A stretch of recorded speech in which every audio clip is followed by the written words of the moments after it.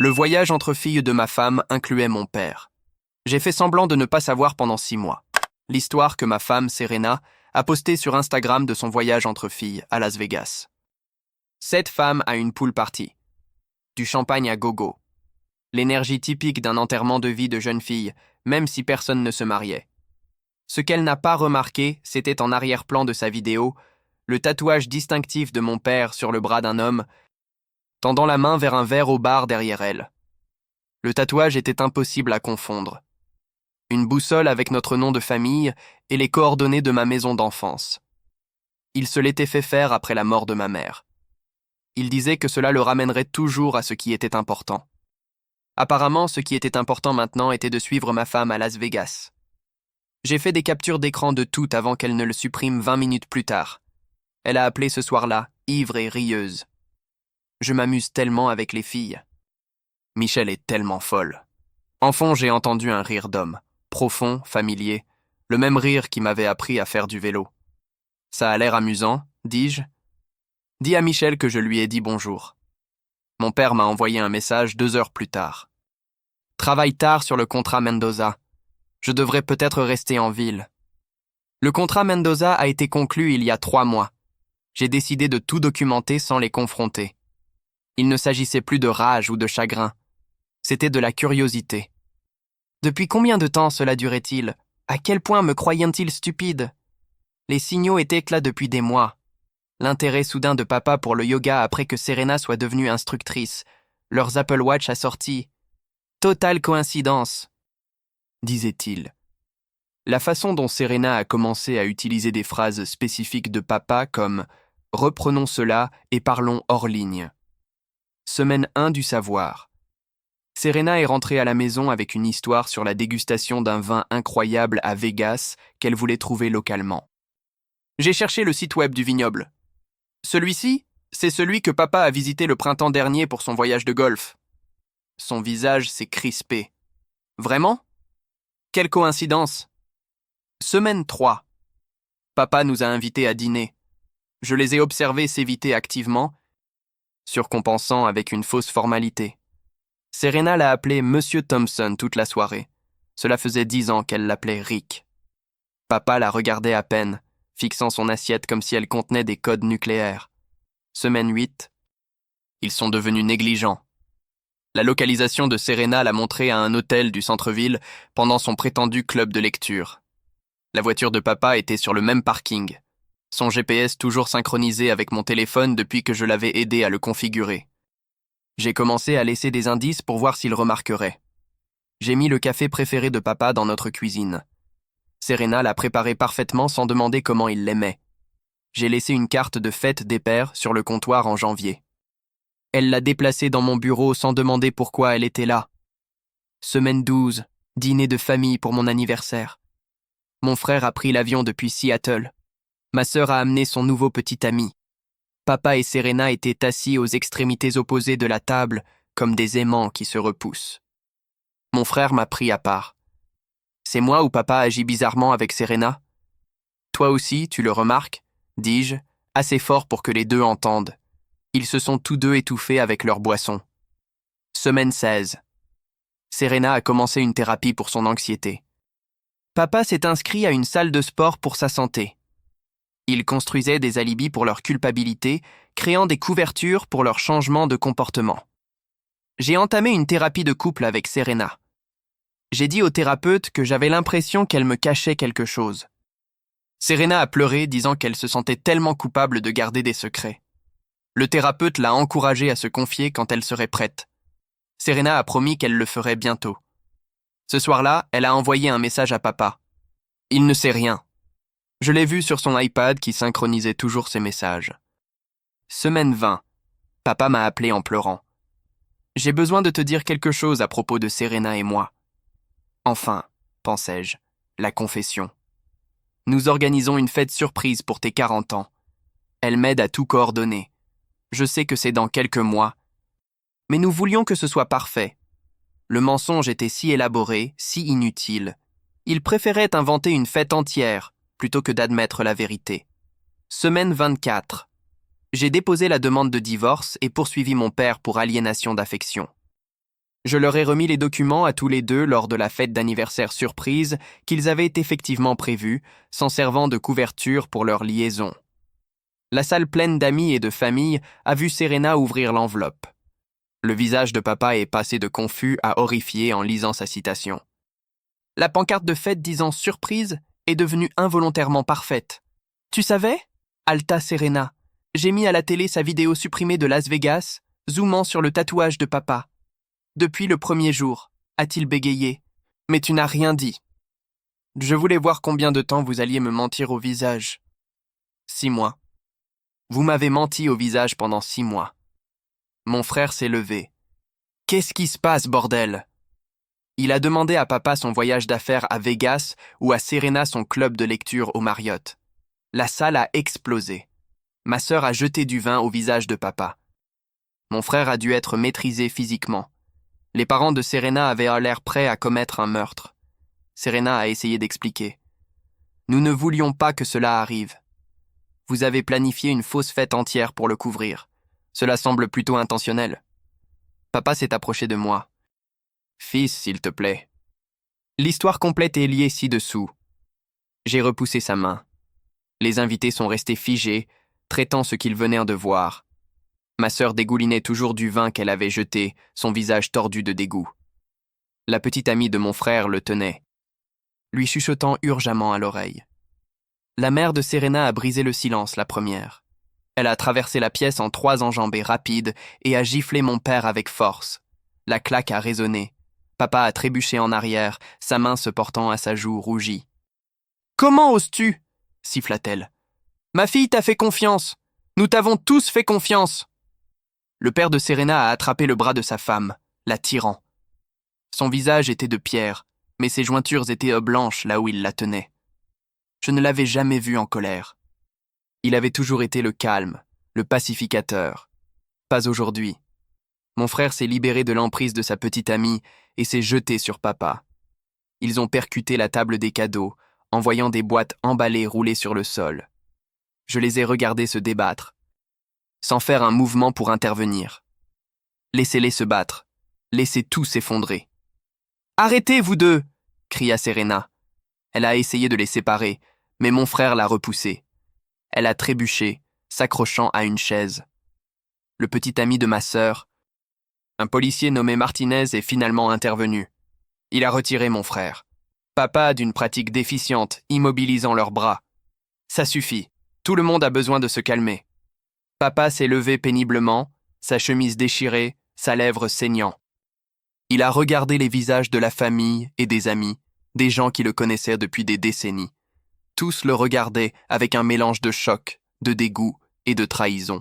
« J'ai besoin d'expliquer », commença-t-il. « Expliquer quoi ? Ma tante, sa propre sœur. C'est avancé. Expliquer comment tu as pu faire ça à ton propre fils.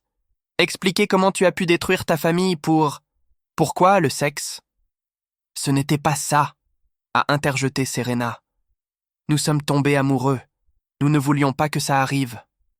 Mon frère a lâché un rire amer et aigu. Vous êtes-moi tombé amoureux à votre cours de yoga ? Ou c'était pendant tous ces dîners de famille où vous vous asseyez en prétendant que tout était normal ? J'ai sorti mon téléphone, faisant défiler les captures d'écran que j'avais collectionnées. Voulez-vous voir la chronologie ? J'ai 6 mois de preuves. Reçu d'hôtel, SMS, données de localisation. J'ai particulièrement apprécié celui où papa m'a traité d'ennuyeux et de prévisible. C'était 3 jours après que je l'ai aidé à configurer son nouveau téléphone. Le visage de Serena s'est plissé. Tu as regardé mes messages ? Ils étaient synchronisés avec l'iPad que je t'ai donné pour Noël, celui que tu as oublié qui était toujours connecté à mon compte. Je lui ai montré l'écran. En voici un de mardi dernier. Tu as dit à papa que tu l'aimais plus que tu ne m'avais jamais aimé. Au moins, tu as été honnête avec quelqu'un. Ma grand-mère, la mère de papa, était assise en silence dans son fauteuil roulant près de la fenêtre. Maintenant, elle a roulé, sa voix coupant le chaos. Richard Thompson, tu n'es plus mon fils. La pièce est devenue silencieuse. Le visage de papa est devenu sans couleur. Maman, s'il te plaît. Ton père se retournerait dans sa tombe. Tu as fait honte à toute cette famille. Elle s'est tournée vers moi. Je changerai mon testament à la première heure lundi. Tout ira à toi et tes frères et sœurs maintenant. Papa s'est effondré sur une chaise, la tête entre les mains. Serena était seule au centre de la pièce, le mascara coulant sur son visage. La pancarte d'anniversaire pendait au-dessus d'eux de manière moqueuse. Nous devrions partir, a dit le père de Serena doucement. Il a pris la main de sa femme, puis m'a regardé. Nous aiderons du mieux que nous pourrons avec le divorce. Ceci, c'est impardonnable. Les gens ont commencé à partir, incapables de regarder papa ou Serena. Mes cousins, amis de mes parents, voisins qui nous connaissaient depuis que j'étais enfant. Tous sont partis avec des excuses bafouillées et en évitant le contact visuel. En quelques minutes, la pièce était presque vide. Mon frère était assis sur le canapé, tenant une poche de glace que Martinez avait apportée de la cuisine. Ses jointures gonflèrent déjà. « 6 mois ? Tu savais depuis 6 mois et tu ne m'as rien dit ? Qu'aurais-tu fait ? Lui ai-je demandé. Le frapper plus tôt. Il a regardé papa. Comment as-tu pu ? La femme de ton propre fils ? Papa a finalement levé les yeux. Son visage était émacié. Il avait vieilli de 10 ans en 10 minutes. Je ne m'attends pas à ce que tu comprennes. Tu as raison, je ne comprends pas, je ne comprendrai jamais. Mon frère s'est levé. C'est fini. Ne m'appelle pas. Ne m'envoie pas de message. Tu es mort pour moi. Il est parti avec sa petite amie. Ma sœur l'a suivi peu de temps après, non sans avoir vidé le reste de la bouteille de vin sur la tête de papa. C'est de maman, dit-elle. Je sais qu'elle nous regarde, et je sais qu'elle est dégoûtée. Bientôt, il ne resta que nous 4. Moi, Serena, papa et ma grand-mère. Le personnel de traiteur s'agitait avec incertitude près de la cuisine, ne sachant pas s'il fallait commencer à nettoyer. « La maison » a dit Serena soudainement. « Qu'en est-il de la maison ?»« Elle est à mon nom, » dis-je. « Tu as 72 heures pour ramasser tes affaires et partir. » « Où suis-je censé aller ?» J'ai haussé les épaules. La place de papa a de la place, cependant. Je vérifierai d'abord auprès de grand-mère, car, apparemment, elle sera bientôt à moi. Grand-mère a hoché la tête gravement. Le condo aussi, et la maison du lac. Tout. L'héritage de papa perdu. 30 ans à construire sa vie après la mort de maman, effacée en un après-midi. J'ai ressenti une satisfaction sauvage devant la justice. Tu as planifié ça, a accusé Serena. La fête ? Faire venir tout le monde. Tu voulais nous humilier. Vous avez planifié la fête. J'ai juste choisi l'endroit pour la vérité. J'ai fait un geste autour de la pièce. Je dois admettre, cependant, la pancarte surprise était une belle touche, très appropriée. Comment peux-tu être si froid ? Elle sanglotait maintenant. Laide et crue. Notre mariage ne signifiait-il rien pour toi ? Demande-toi ça à toi-même. C'est toi qui envoyais un message à mon père. Je t'aime, pendant que tu dormais dans mon lit.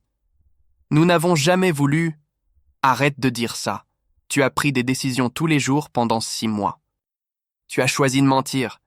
Tu as choisi de me trahir. Tu l'as choisi, lui. Je me suis tourné vers mon père. Et tu l'as choisi, elle, au détriment de ta famille. Maintenant, vis avec ça. Je me suis dirigé vers la porte, puis je me suis arrêté. Oh ! Et papa, ce tatouage de boussole, celui qui trouve toujours ton chemin vers ce qui compte. Il s'avère que ce qui compte pour toi, c'est de coucher avec la femme de ton fils. Maman serait tellement fière. Je les ai laissés là dans les ruines de la fête, entourés de cadeaux éparpillés et de relations brisées. Le personnel de traiteur pourrait nettoyer le désordre physique. Le reste était leur problème maintenant. Dehors, j'ai trouvé mon frère en train de fumer près de sa voiture de location. Il ne fumait jamais. Sauf quand il était très stressé. « Tu vas bien ?» demanda-t-il. « Mieux que je ne l'ai été depuis 6 mois. Je suis sérieux. » Le poids de porter son secret, de faire semblant de ne pas savoir, avait été écrasant. Maintenant, c'était fini. Je n'arrive pas à croire que papa... Mon Dieu, combien de temps ça a duré, d'après toi ? Je lui ai montré quelques-uns des messages. 8 mois, peut-être plus. Ils sont devenus négligents vers le 6e mois quand j'ai commencé à les traquer. Il a fait défiler les preuves, son visage s'assombrissant à chaque révélation. Jésus, certains sont explicites. Ce n'est même pas le pire. Regarde les dates sur ses reçus d'hôtel. Il a regardé de plus près. C'est l'anniversaire de maman. Et ça, c'est mon anniversaire de mariage. Et ça, c'est la fête des pères. J'ai ri amèrement. Ils ont littéralement célébré la fête des pères avec... D'accord, j'ai compris. Il m'a rendu le téléphone. Et maintenant ? Maintenant, je reconstruis sans eux. Tu as besoin d'un endroit où rester. Seattle est agréable à cette période de l'année. J'ai secoué la tête. La maison est à moi. Ils peuvent régler leurs propres problèmes. Et qu'en est-il de... Il a fait un vague geste vers l'endroit. Les avocats du divorce ont déjà déposé les papiers. L'aliénation d'affection est toujours reconnue dans cet état. Papa va payer, littéralement. Mon frère a écrasé sa cigarette. Bien, enlève-lui tout.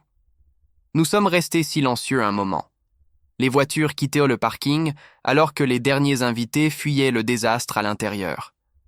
6 mois quand même, dit-il doucement. Ça a dû être un enfer. C'était éducatif. J'ai beaucoup appris sur la confiance, sur la famille, sur la façon dont les gens qui disent de vous aimer peuvent vous regarder dans les yeux et mentir sans sourciller. Tout le monde n'est pas comme ça. Non. Juste ma femme et mon père. J'ai vérifié mon téléphone. Mon avocat est là. Je dois aller tout documenter pendant que c'est frais. Tu veux que je t'accompagne ? Non. Retourne à Seattle. Vis ta vie, sois heureux. Je lui ai tapoté l'épaule. Un de nous devrait l'être. Alors que je marchais vers la voiture de mon avocat, j'ai vu papa et Serena à travers les fenêtres de la salle. Ils étaient assis aux extrémités opposées de la pièce, aussi éloignés que possible, les décombres de la fête entre eux. Ils ont tout détruit l'un pour l'autre. Et maintenant, ils ne pouvaient même plus se regarder. La fête surprise avait fonctionné parfaitement.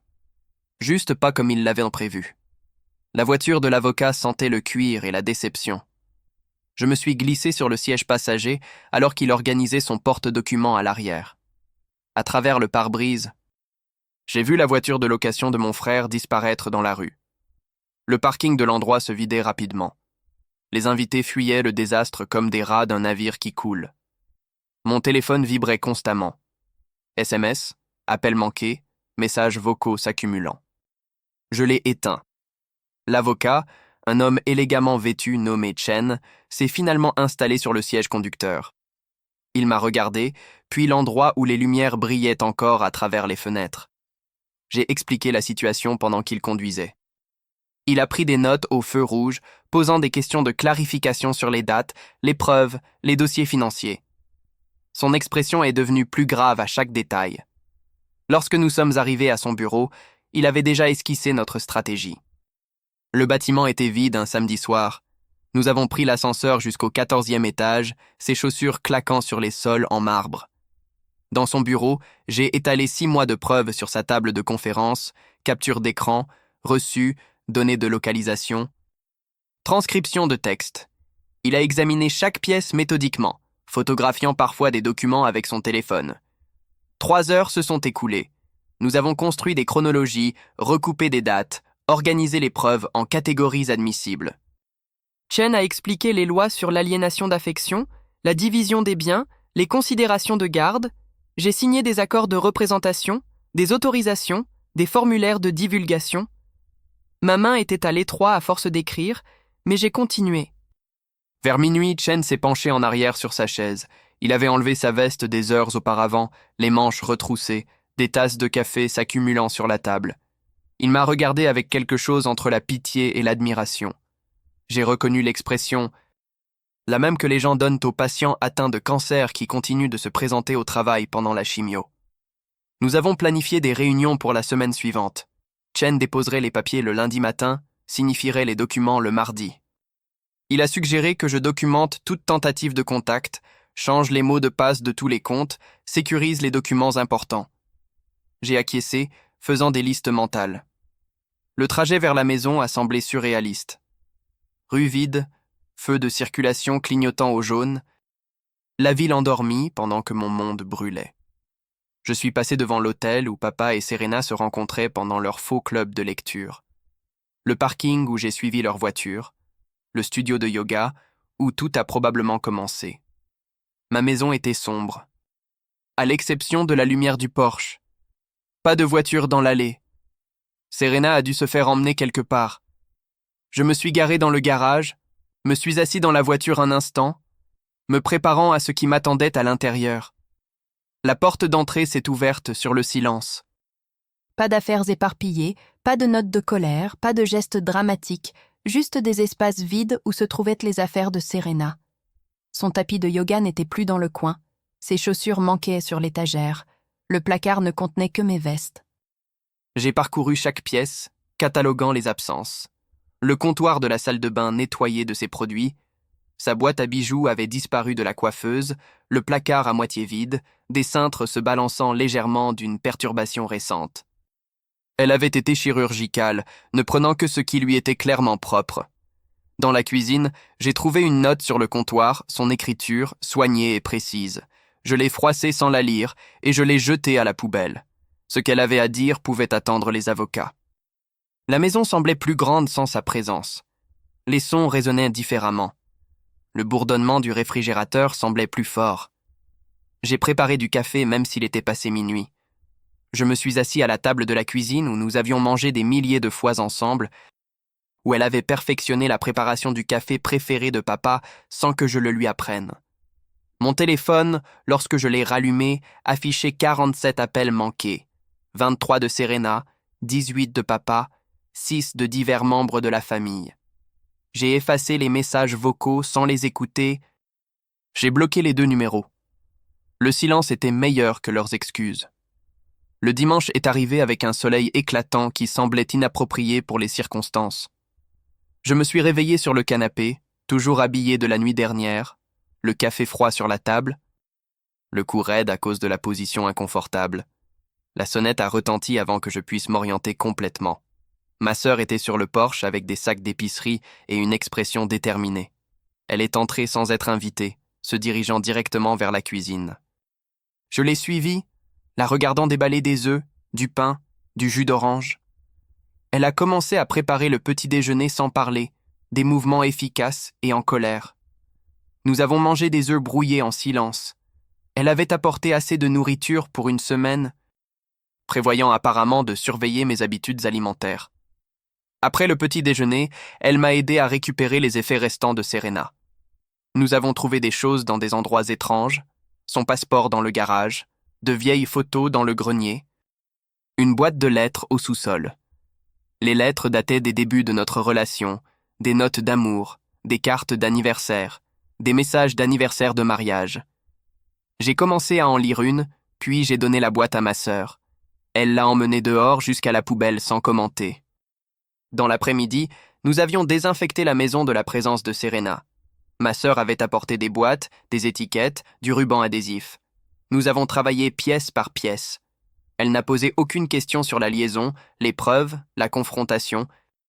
Elle m'a juste aidé à effacer 13 ans de mariage de mon espace de vie. Martinez est arrivé à l'heure du dîner avec de la pizza et de la bière. Il avait troqué son uniforme contre un jean et un t-shirt, l'air mal à l'aise en tenue civile. Nous nous sommes assis sur le porche arrière, mangeant directement dans la boîte, regardant le coucher de soleil peindre le ciel dans des nuances de trahison. Il m'a parlé des papiers de la salle de fête, des déclarations de témoins, de la documentation de la bagarre. Rien de suffisamment grave pour des accusations, mais assez pour des dossiers. Il s'était assuré que les rapports reflétaient les circonstances avec précision. Courtoisie professionnelle, a-t-il appelé cela. Mon frère a appelé de Seattle pendant que Martinez était là. Haut-parleur sur la table du porche. Sa voix minuscule et lointaine. Il avait pris des appels toute la journée de la famille élargie. Tout le monde voulait des détails, des explications, des commérages à diffuser. Il avait dit à tout le monde de m'adresser les questions, sachant que je ne répondrais pas. La semaine qui a suivi s'est estompée en réunions et paperasses. Le bureau de Chen est devenu ma deuxième maison. Nous avons déposé une demande de divorce, la division des biens, des ordonnances restrictives. La poursuite pour aliénation d'affection exigeait différents formulaires, différentes stratégies. Chen a fait appel à un collègue spécialisé dans de tels cas. Serena a engagé sa propre avocate, une femme nommée Patricia Wong, réputée pour ses tactiques agressives. La première offre de règlement est arrivée mercredi. Elle voulait la moitié de tout plus une pension alimentaire. Chen a ri quand il m'a montré la proposition. Nous avons contre-attaqué avec rien. Qu'elle explique la liaison à un juge. Papa a engagé Marcus Fitzgerald, un vieil ami de la famille qui avait géré la succession lorsque maman est décédée, le même avocat qui avait servi de médiateur lors de la dispute avec mon frère il y a 3 ans. L'ironie n'a échappé à personne. Fitzgerald semblait épuisé lorsque nous nous sommes rencontrés pour les dépositions, clairement mal à l'aise de représenter papa dans ces circonstances. Les dépositions ont eu lieu dans une salle de conférence stérile du centre-ville. La sténographe judiciaire tapait chaque mot. La caméra vidéo enregistrait tout. Serena portait une robe conservatrice que je n'avais jamais vue, cheveux tirés en arrière, maquillage minimal, jouant déjà la victime. Son témoignage m'a dépeint comme froid, distant, émotionnellement indisponible. Elle a allégué la solitude, la négligence, un mariage qui n'existait que sur le papier. Interrogée sur la liaison, elle a pleuré joliment, parlant de trouver du réconfort, de faire des erreurs, de ne jamais vouloir blesser personne. La déposition de papa a été pire. Il s'est dépeint comme la figure paternelle de soutien qui s'est rapproché trop près en essayant d'aider. Il a affirmé que la relation physique n'avait commencé que récemment. Il a menti à propos de Vegas, disant qu'il était là pour une conférence. Menti à propos des rencontres à l'hôtel, les appelant des discussions sur ma fête d'anniversaire. J'ai donné ma déposition en dernier. Chen m'avait bien préparé. Tenez-vous-en aux faits. Évitez l'émotion. Laissez les preuves parler. Je les ai guidés à travers 6 mois de documentation. Chaque mensonge catalogué. Chaque tromperie horodatée. Les doigts de la sténographe volaient sur ses touches, capturant la destruction de ma famille en temps réel. Après, dans le parking, j'ai croisé Serena attendant l'ascenseur. Nous étions à 10 pieds l'un de l'autre. Des étrangers qui avaient de partager un lit pendant plus d'une décennie. Elle a commencé à parler, puis s'est arrêtée. L'ascenseur est arrivé. Elle est entrée. Les portes se sont fermées. C'était la dernière fois que je la voyais en dehors du tribunal. L'audit financier a révélé des détails intéressants. Les comptes conjoints montrèrent des schémas que j'avais manqués. Retrait régulier d'espèces coïncidant avec des séjours à l'hôtel. Achats dans des magasins de lingerie que je ne l'avais jamais vu porter. Frais de restaurant pendant ses prétendues séances de thérapie. Chen a tout ajouté à nos dossiers de preuves. L'avocat de ma grand-mère a appelé jeudi matin. Elle avait déjà changé son testament. L'héritage de papa, les propriétés, les investissements, les objets de famille, tout redistribué aux petits-enfants. Environ 4 millions de dollars estimés qu'il ne verrait jamais. L'avocat a mentionné qu'elle avait également retiré ses photos de son manteau. Le travail est devenu mon refuge. Je me suis jeté dans les feuilles de calcul et les analyses, restant tard tous les soirs. Mes collègues savaient que quelque chose s'était passé, mais respectaient mon silence. Mon patron m'a offert du temps libre. J'ai refusé. Les heures vides à la maison n'avaient aucun attrait. 2 semaines après la fête, Chen a appelé avec des nouvelles. L'avocate de Serena l'avait contacté au sujet d'une réunion, pas une conférence de règlement, quelque chose de plus. Wong n'a pas précisé, a juste dit que c'était important. Chen soupçonnait une annonce de grossesse, une tactique courante pour compliquer les procédures. Nous avons accepté de nous rencontrer. La réunion a été fixée au vendredi après-midi. La salle de conférence de Chen à nouveau. Je suis arrivé tôt, j'ai revu notre position avec Chen. Nous nous étions préparés à divers scénarios. Grossesse, allégation d'abus fabriqués, actifs cachés. Chen m'a assuré que nous pouvions gérer tout ce qu'il nous lancerait. Serena est arrivée avec Wong et une 3e personne, une femme que je n'ai pas reconnue. 50aine, tenue professionnelle, portant un porte-documents en cuir. Wong l'a présentée comme le docteur Sarah Kim, une psychiatre. Mon estomac s'est noué. Voici l'angle de la santé mentale. Le docteur Kim a expliqué qu'elle traitait Serena depuis 3 mois. La thérapie que Serena avait mentionnée n'était pas pour l'anxiété. C'était pour la dépendance au sexe. Elle luttait contre des comportements compulsifs, des rencontres risquées, une incapacité à contrôler ses impulsions. L'aventure avec papa faisait partie d'un schéma plus vaste. Wong a présenté des dossiers médicaux, des notes de thérapie, des antécédents de prescription. Serena avait été diagnostiquée avec un trouble d'hypersexualité lié à un traumatisme infantile. Elle l'avait caché pendant tout notre mariage, s'automédiquant avec des liaisons. Papa n'était pas le premier. Juste le premier que j'ai attrapé. La révélation a tout redéfini. Chaque voyage d'affaires que j'avais fait, chaque soirée entre filles, chaque retraite de yoga, combien d'autres y avait-il eu? Le docteur Kim a mentionné que Serena avait admis au moins 12 partenaires au cours de notre mariage. Papa était le numéro 13. Chen a gardé son expression neutre, mais j'ai vu son stylo bouger rapidement sur son bloc-notes juridique. Absolument. Voici la traduction en français du texte. Ceci a complètement changé notre stratégie. L'avocate de Serena essayait d'utiliser la maladie mentale comme bouclier pour la rendre sympathique. Mais cela nous ouvrait aussi des portes. Fraude, infliction intentionnelle de détresse émotionnelle, questions sur son aptitude à toute éventuelle question de garde. J'étais assis là, absorbant les informations pendant que Serena fixait la table. 12 liaisons. 12. Notre mariage entier avait été un mensonge depuis le début. La femme que j'avais aimée, avec qui j'avais construit une vie, planifié un avenir. Elle n'avait jamais existé, juste un personnage qu'elle jouait entre des rencontres avec des inconnus. Wang a proposé une structure de règlement différente. Serena renoncerait à la pension alimentaire en échange d'une plus grande entente de propriété. Elle avait besoin d'un traitement intensif, peut-être résidentiel. La vente de la maison pourrait financer sa guérison. Ils ont dépeint cela comme l'option compatissante. Chen a demandé du temps pour examiner la question. Nous devions vérifier les allégations médicales, examiner les implications. La réunion s'est terminée par des formalités maladroites. Le docteur Kim m'a serré la main, disant qu'elle était désolée pour tout. Je me suis demandé si elle connaissait l'identité de papa, si Serena avait révélé cette honte particulière en thérapie. En marchant vers le parking, Chen a exprimé ce que je pensais. Le diagnostic semblait opportun. Pas nécessairement faux, mais stratégiquement chronométré. L'addiction au sexe était réelle, mais aussi difficile à prouver ou à réfuter. Nous aurions besoin de nos propres experts, d'évaluations indépendantes. Ce week-end-là, j'ai retrouvé mon frère dans un bar du centre-ville. Il était de nouveau venu de Seattle, inquiet de mon isolement. Nous avons bu du whisky et évité de parler de la famille.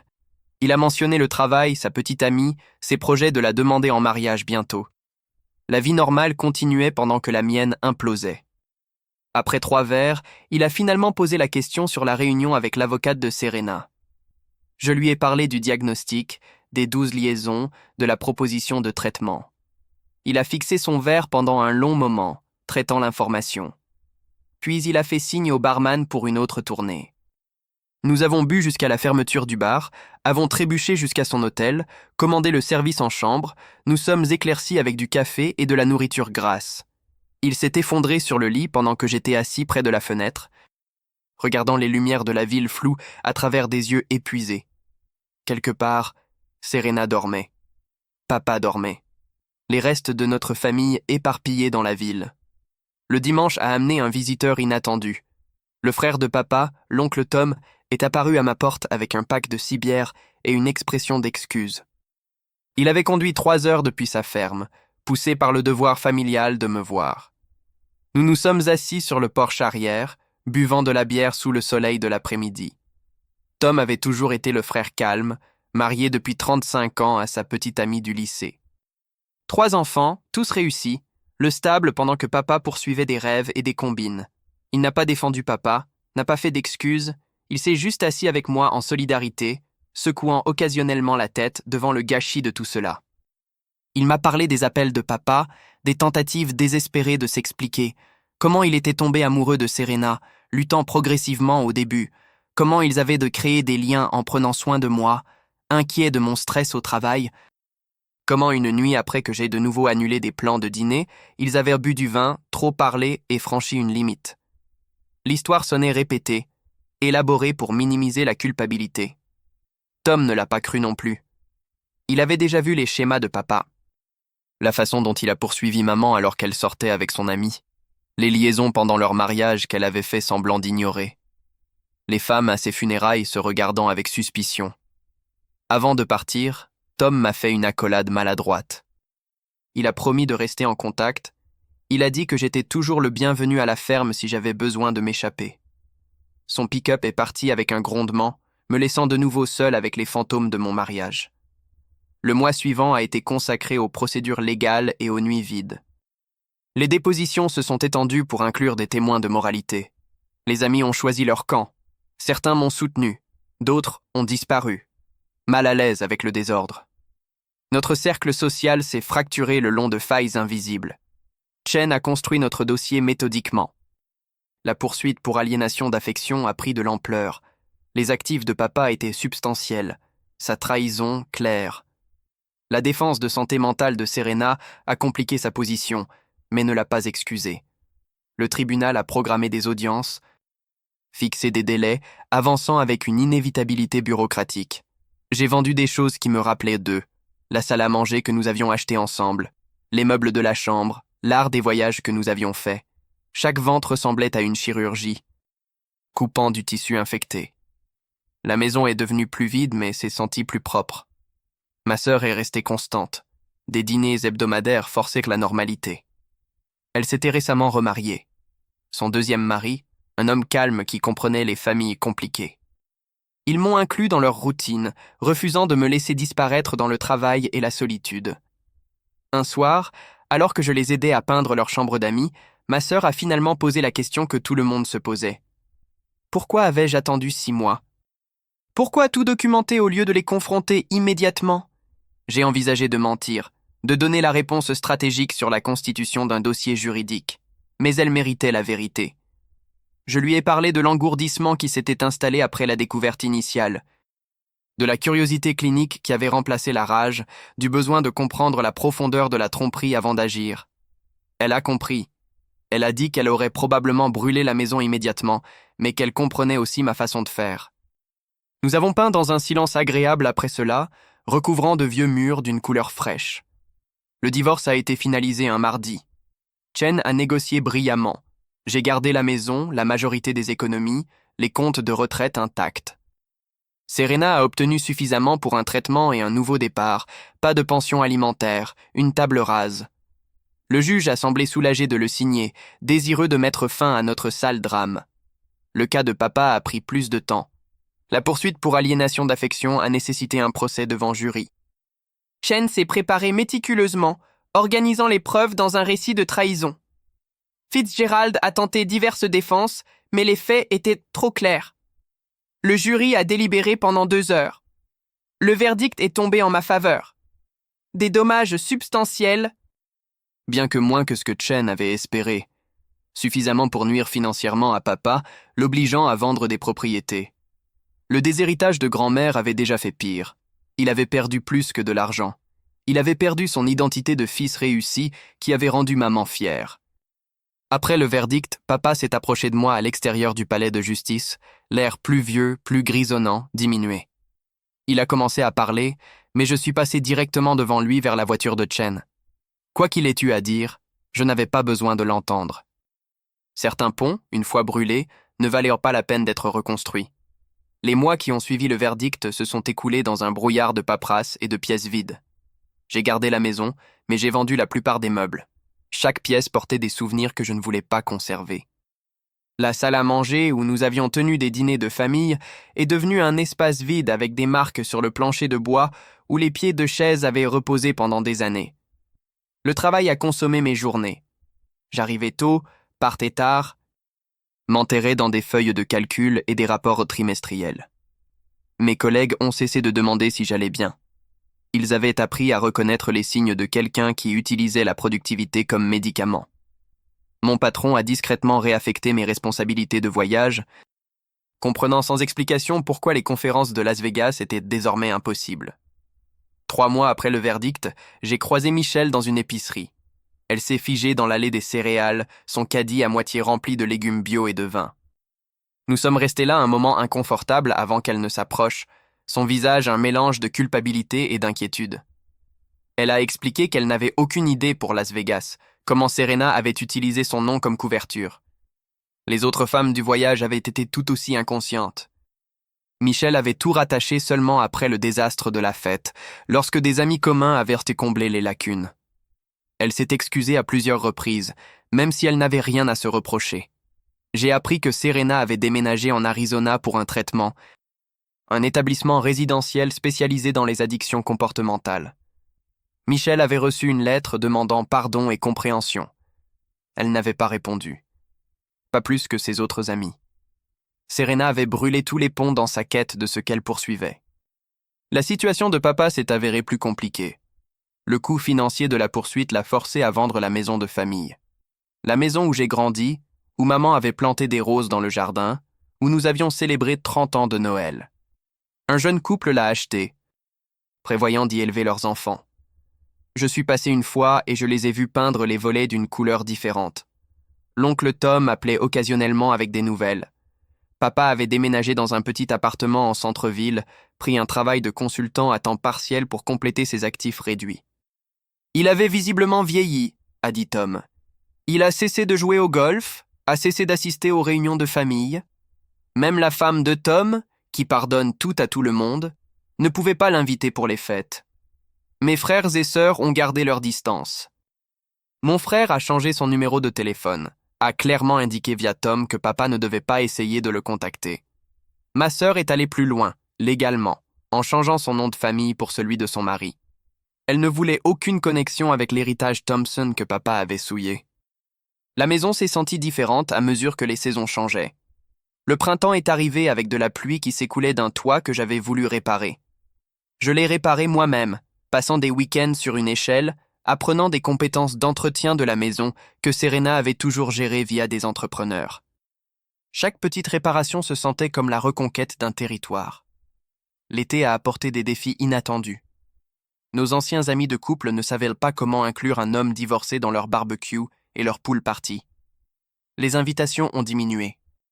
J'ai compris. Personne ne voulait du rappel que les mariages pouvaient imploser si spectaculairement. Je suis devenu l'histoire d'avertissement chuchotée après que les enfants aient été couchés. Chen a appelé un après-midi d'août avec des nouvelles. L'avocate de Serena l'avait contactée pour finaliser quelques détails financiers restants. Elle avait besoin de vendre sa voiture, encore techniquement aux deux noms. J'ai signé les papiers sans les lire. Chen a tout géré, me protégeant d'un contact inutile.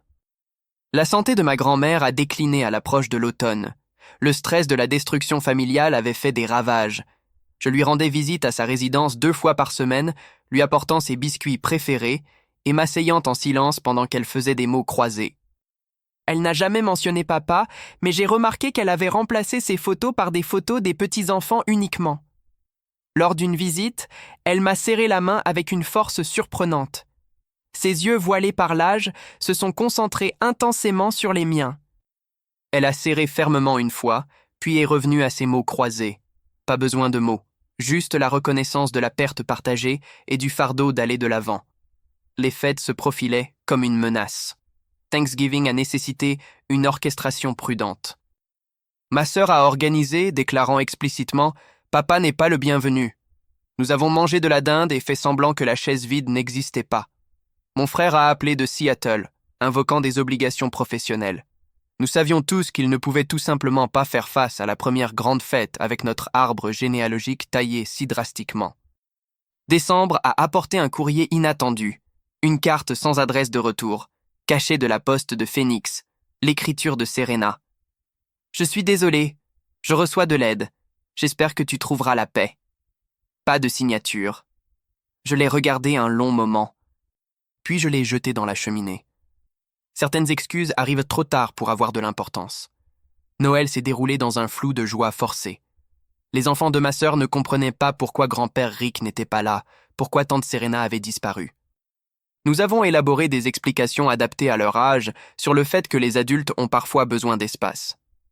L'aîné, perspicace à 8 ans, ne l'a pas cru, mais a cessé de demander. Le nouvel an m'a trouvé seul par choix. Des amis m'avaient proposé des invitations, mais célébrer semblait faux. J'ai regardé la boule tomber à la télévision, buvant une seule bière, pensant à la différence de vie par rapport à il y a 12 mois. L'horloge a sonné minuit. Rien n'a changé. Le temps a continué d'avancer. Janvier a apporté une rencontre surprise. Gloria Martinez, l'infirmière de nuit de l'hôpital, s'est présentée à mon café un matin. Elle m'a reconnu en premier, s'approchant avec la même attitude directe dont je me souvenais des visites aux urgences des années auparavant. Elle a demandé comment j'allais avec une préoccupation sincère. Quelque chose dans sa présence, la façon dont elle avait vu notre famille à différents moments vulnérables au fil des ans, m'a fait répondre honnêtement. Je lui ai parlé du divorce, de la poursuite, de la destruction familiale. Elle a écouté sans jugement, hochant la tête occasionnellement.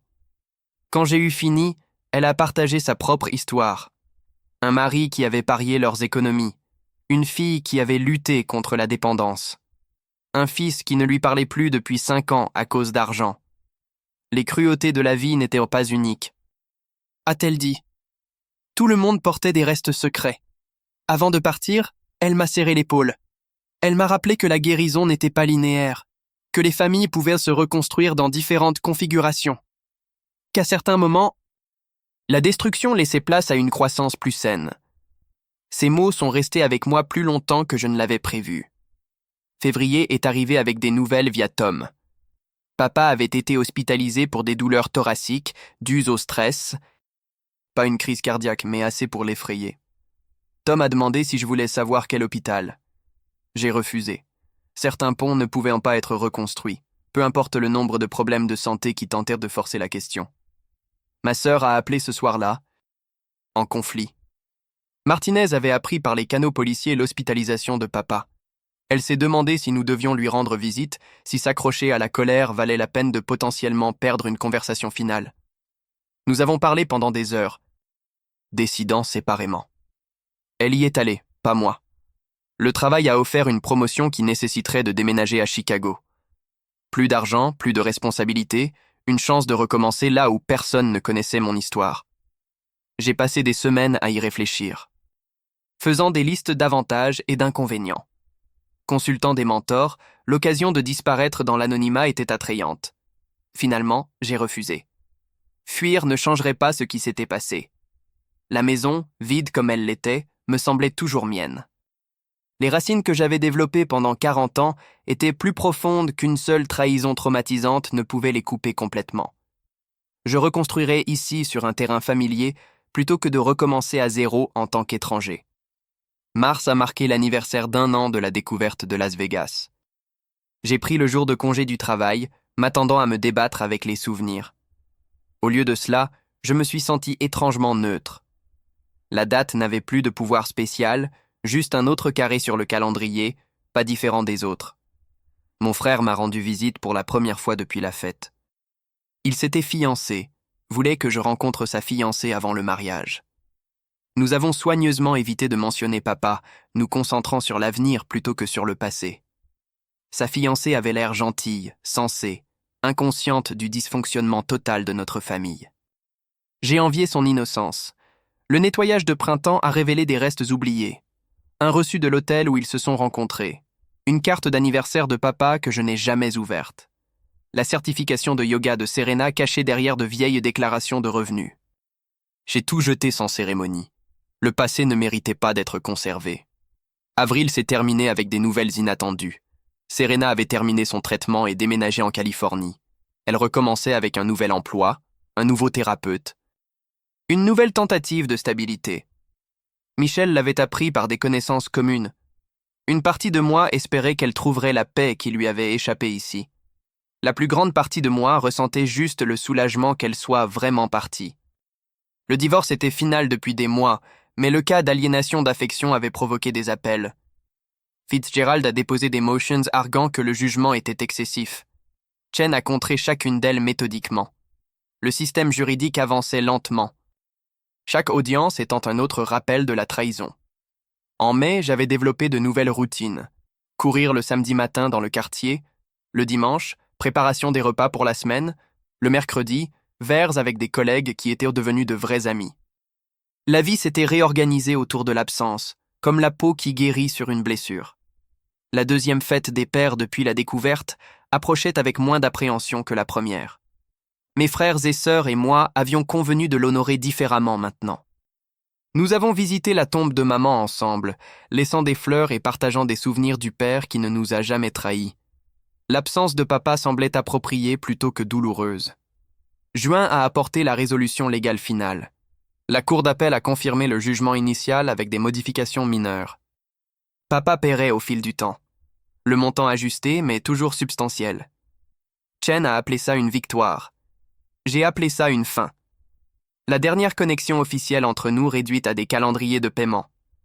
J'ai recommencé à sortir timidement.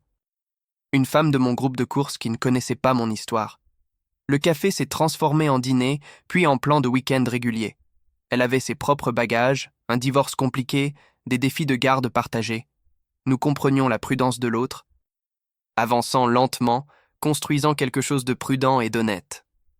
Un soir, elle m'a interrogé sur ma famille. J'ai donné la version abrégée. Parents partis, frères et sœurs distants mais connectés. Complications modernes typiques. Elle l'a accepté sans insister. Tout le monde avait des histoires qu'ils n'étaient pas prêts à raconter. Peut-être qu'un jour je partagerai toute la vérité. Peut-être pas. La maison s'est progressivement remplie de nouvelles choses, des meubles que j'ai choisis moi-même, de l'art qui reflétait mon goût seul. Des plantes que j'ai dû apprendre à garder en vie. Chaque ajout a rendu l'espace plus mien, moins le leur. Voici la traduction en français du texte. Les fantômes se sont estompés au fil des mois. Ma grand-mère est décédée paisiblement dans son sommeil en juillet. Les funérailles ont réuni la famille pour la dernière fois. Papa y a assisté, mais s'est assis à l'arrière, partant immédiatement après le service. Mes frères et sœurs et moi sommes restés près de la tombe, unis dans le deuil et prenant soin de ne pas reconnaître sa présence. Certaines blessures étaient trop profondes pour les réconciliations sur le lit de mort. Son testament a distribué les actifs comme promis. Papa n'a rien reçu, si ce n'est une lettre qu'elle avait écrite des mois auparavant. Il l'a ouverte près de la tombe, l'a lue une fois, puis est parti, les épaules tremblantes. Quelles que soient les dernières paroles qu'elle lui avait laissées, elles avaient brisé quelque chose de déjà fracturé sans réparation. Août a marqué 18 mois depuis Las Vegas. Les bords tranchants s'étaient émoussés. La colère s'était estompée en indifférence. La trahison qui consumait autrefois chaque pensée éveillée n'émergeait plus qu'occasionnellement, généralement déclenchée par des rappels inattendus. Un échantillon de Cologne qui sentait papa, une publicité pour un studio de yoga. Le mot « boussole » dans une conversation décontractée. J'ai vendu la maison en septembre, non pas à cause des souvenirs, mais parce qu'elle était trop grande pour une seule personne. J'ai trouvé un endroit plus petit, près du travail, avec une cour qui ne nécessitait pas d'entretien constant. Le jeune couple qui l'a acheté avait 2 enfants et un chien. La vie qui aurait pu être vendue à des étrangers qui allaient créer leurs propres souvenirs. Le jour du déménagement a révélé les derniers artefacts. Derrière le chauffe-eau, une boîte de vieux outils de papa qu'il avait laissés lors d'une visite de réparation. Sous l'isolant du grenier, des photos de vacances en famille dont j'avais oublié l'existence. Sur les chevrons du garage, les manuels universitaires de Serena. J'ai tout donné. Les passés des autres ne méritaient pas de place dans mon avenir. La nouvelle maison s'est sentie bien immédiatement. Plus petite mais suffisante. Entièrement la mienne, sans l'ombre de ce qui était perdu. J'ai accroché des photos sélectivement, maman bien en vue, frères et sœurs inclus, des vides prudents là où d'autres se trouvaient. Les visiteurs ne remarqueraient pas les absences. Je m'étais entraîné à ne pas les voir non plus. Octobre a apporté des nouvelles par le bouche à oreille familial. Papa avait commencé à sortir avec quelqu'un, une veuve de son complexe d'appartement. Tom l'a mentionné avec précaution, observant ma réaction. Je n'ai rien ressenti, ni colère, ni douleur, ni inquiétude qu'une étrangère sorte avec un étranger. Il était passé à autre chose. Moi aussi. Halloween s'est passé sans distribuer de bonbons. Le nouveau quartier était plus âgé, moins d'enfants pour la chasse aux bonbons. J'ai regardé par ma fenêtre les quelques enfants déguisés passer, me souvenant des années passées à coordonner les costumes de famille. Papa me portant sur ses épaules, Serena préparant des friandises élaborées. Les souvenirs ressemblaient à des scènes de la vie de quelqu'un d'autre. Novembre est arrivé avec sa menace de fête. Mes frères et sœurs et moi avions établi de nouvelles traditions. Thanksgiving chez ma sœur, Noël en rotation entre nous. Papa définitivement exclu de la liste des invités. Nous nous étions adaptés, reformés en une unité plus petite mais stable. Le groupe de course a organisé une course de la dinde. Ma nouvelle relation avait progressé jusqu'à rencontrer des amis, partager des cercles sociaux. Nous avons couru ensemble, pas vite, mais régulièrement, franchissant la ligne d'arrivée, main dans la main, de petites victoires dans la reconstruction d'une vie. Chen a envoyé les documents finaux la semaine avant Thanksgiving. Tous les appels épuisés, les paiements programmés, les affaires juridiques conclues. Il m'avait guidé à travers la pire année de ma vie avec professionnalisme et une gentillesse inattendue. J'ai envoyé une note de remerciement et une bonne bouteille de scotch. Certaines dettes ne pouvaient pas être payées en heures facturables. Le dîner de Thanksgiving s'est senti presque normal. Mon frère a amené sa fiancée. Les enfants de ma sœur avaient grandi, perdu des dents, développé des personnalités. Nous sommes passés autour de la table, partageant nos gratitudes. Quand ce fut mon tour, j'ai mentionné la santé, la famille, le présent, les possibilités futures. Personne n'a mentionné ceux qui manquaient. Le Black Friday m'a trouvé en train d'aider ma petite amie à déménager des meubles dans son appartement. Son ex avait finalement récupéré ses affaires, laissant de la place pour réorganiser. Nous avons travaillé ensemble facilement, débattant de l'emplacement, faisant des compromis sur l'esthétique, construire quelque chose de nouveau exigeait de déblayer l'ancien d'abord. Les semaines entre Thanksgiving et Noël se sont comprimées en routine. Fête de travail auquel j'ai réellement assisté. Achat de cadeaux avec réflexion plutôt qu'obligation. Décorer la nouvelle maison de manière minimale mais sincère. La vie avait développé sa propre élan. Elle n'était plus définie par ce qui avait été perdu. Service de la veille de Noël dans l'ancienne église de maman. Je n'y étais pas allé depuis des années, mais quelque chose m'a ramené. Les hymnes familiers, la lumière des bougies, le sentiment de communauté. Mes frères et sœurs se sont assis à côté de moi. L'absence de nos propres enfants. Une autre sorte de perte. Nous avons chanté doucement, nous nous sommes souvenus des meilleurs moments, avons trouvé du réconfort dans la tradition. Matin de Noël seul par choix. Ma petite amie avec ses enfants gardant leur tradition. Mes frères et sœurs avec leur famille, créant de nouveaux souvenirs. J'ai fait du café, regardé la neige tomber, me sentant sincèrement content. La solitude n'était pas de la tristesse quand elle était choisie plutôt qu'imposée. Un colis est arrivé sans adresse de retour. À l'intérieur, une boussole sur une chaîne, pas de notes, mais j'ai reconnu la signification de papa. Je l'ai tenu un instant, réfléchissant, puis je l'ai laissé tomber dans la boîte de dons avec d'autres cadeaux indésirables. Certains gestes arrivaient trop tard. Certaines directions ne pouvaient pas être récupérées une fois perdues. Le réveillon du Nouvel An avec des amis cette fois. Une petite réunion, bonne nourriture, meilleure compagnie. À minuit, embrassant ma petite amie alors que la neige tombait dehors. L'avenir avait enfin plus de promesses que le passé n'avait de douleur. Le temps guérissait vraiment. Même les blessures qui semblaient fatales. 2 janvier.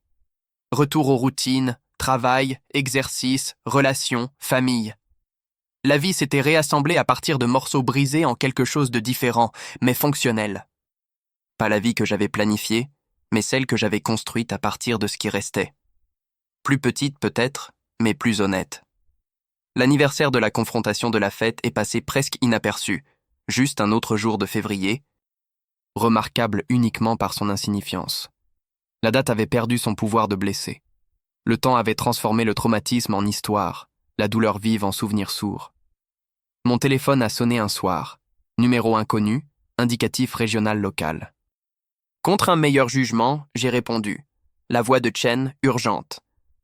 Papa avait eu un accident. Grave, mais stable.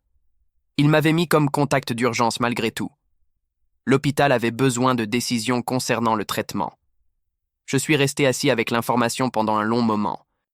Puis j'ai donné à Chen le numéro de mon frère. Certaines responsabilités ne pouvaient pas être maintenues uniquement par la biologie. Papa avait fait ses choix. Leurs conséquences comprenaient la perte du droit à mon inquiétude. Mars a apporté des nouvelles de fiançailles. Mon frère a fait sa demande lors d'un coucher de soleil à Seattle. Ma sœur et moi serions témoins. Petite cérémonie, seulement la famille. La liste des invités soigneusement élaborée pour exclure certains noms. Construire un nouveau bonheur exigeait de le protéger de l'ancien poison. Le mariage en avril. Simple, sincère, rempli de joie, immaculé par ce qui manquait. Mon frère rayonnant avec sa fiancée. Ma sœur et moi les flanquant. Unité familiale reconstituée, forte. Les photos montreraient un bonheur complet. Nous seuls saurions qui n'était pas là. Après, à la réception, la chaise vide de ma grand-mère plus notable que celle de papa. Son absence semblait propre, naturelle. La sienne ressemblait à une amputation, mais les membres fantômes avaient finalement cessé de faire mal. La famille avait appris à fonctionner sans parties empoisonnées. Mai a marqué 2 ans depuis Las Vegas. Je ne l'ai réalisé que lorsque Chen a envoyé des documents fiscaux liés au règlement. La date était passée sans reconnaissance, plus marquée en rouge mentalement. La guérison se mesure en oubliant de se souvenir. Ma petite amie a suggéré que nous emménagions ensemble. Un grand pas qui nécessitait une confiance que je croyais définitivement brisée. Nous en avons discuté rationnellement. Finances, tâches ménagères, exigences d'espace, les détails pratiques plus faciles que le saut émotionnel. Mais quelque chose en moi s'était suffisamment reconstruit pour essayer. 1er juin, des cartons et des meubles se mélangeant, ces livres se mêlant aux miens, des gadgets de cuisine négociant l'espace sur le comptoir, 2 vies fusionnant avec soin. Conscient des échecs précédents, mais prêt à prendre le risque. La maison se sentait plus pleine, plus chaude, plus comme un chez-soi qu'elle ne l'avait été depuis des années. L'été s'est installé dans de nouveaux rythmes. Café du matin partagé. Tâches ménagères divisées. Naviguer dans les humeurs et les besoins de l'autre.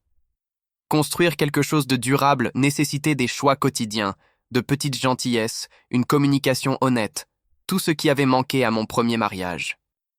Le règlement financier de papa a été achevé en juillet. Dernier paiement reçu. Obligation légale conclue. Chen a fermé le dossier, m'a souhaité bonne chance. La dernière connexion officielle coupée. Toute relation restante n'existait que dans l'ADN et la mémoire. Août a apporté une paix inattendue. 2 ans et demi de colère, de chagrin, de batailles juridiques, de destruction familiale, tout s'estompe en bruit de fond. La vie avait avancé malgré tout. Nouvel amour, famille stable, croissance personnelle. La destruction avait laissé de la place à la reconstruction. Je suis passé devant l'ancien studio de yoga de Serena, maintenant un bar à jus. Je n'ai rien ressenti. J'ai traversé l'ancien bureau de papa sous une nouvelle propriété. Aucune réponse émotionnelle.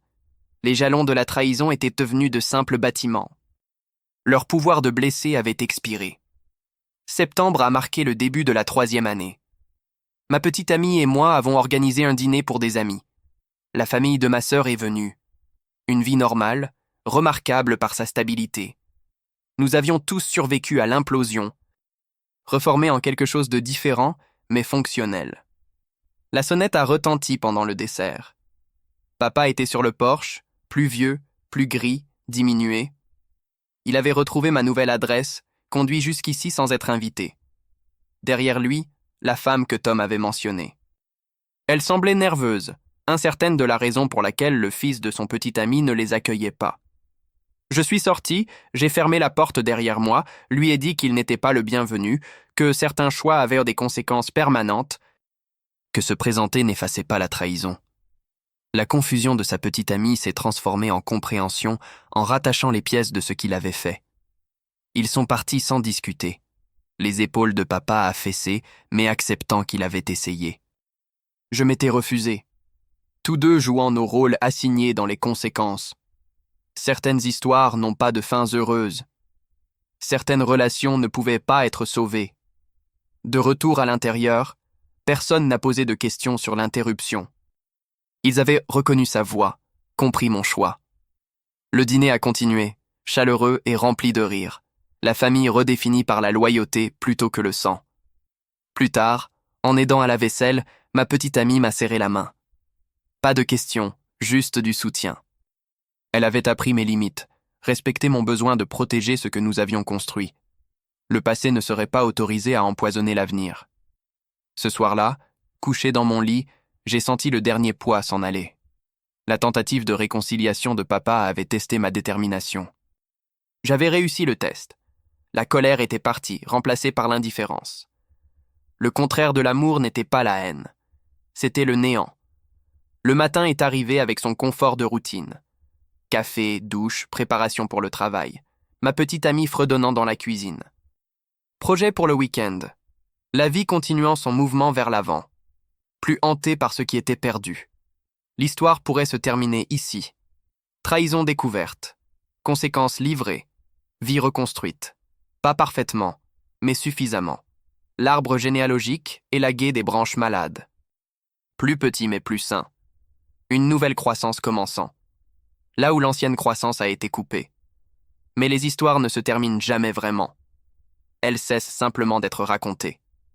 Quelque part, papa vivait avec ses choix. Serena se battait avec ses démons.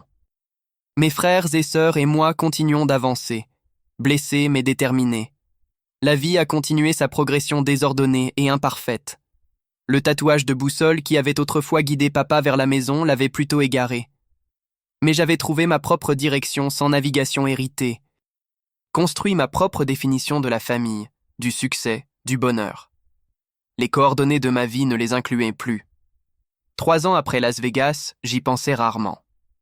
La trahison qui m'avait autrefois définie n'était devenue qu'un autre chapitre d'une histoire plus longue. Non oublié, mais intégré, faisant partie de mon histoire sans contrôler mon avenir. Mon téléphone a vibré avec un SMS, ma petite amie envoyant un mème amusant du travail. J'ai souri, répondu avec un humour assorti. Petit moment de connexion, construisant quelque chose de réel à travers des choix quotidiens. L'amour reconstruit sur des fondations plus solides. La maison se sentait pleine de vie à nouveau. Les plantes prospéraient. Les murs recouverts de nouveaux souvenirs. Les pièces résonnant de rire plutôt que de silence. Ce qu'ils ont brisé, je l'ai reconstruit différemment. Ce qu'ils ont volé, je l'ai remplacé par quelque chose de mieux. La nuit est tombée avec ses rythmes familiers. Dîner ensemble, discuter de nos journées, regarder la télévision ensemble, silence confortable. Construire une vie ne nécessitait pas de grands gestes, juste une présence constante.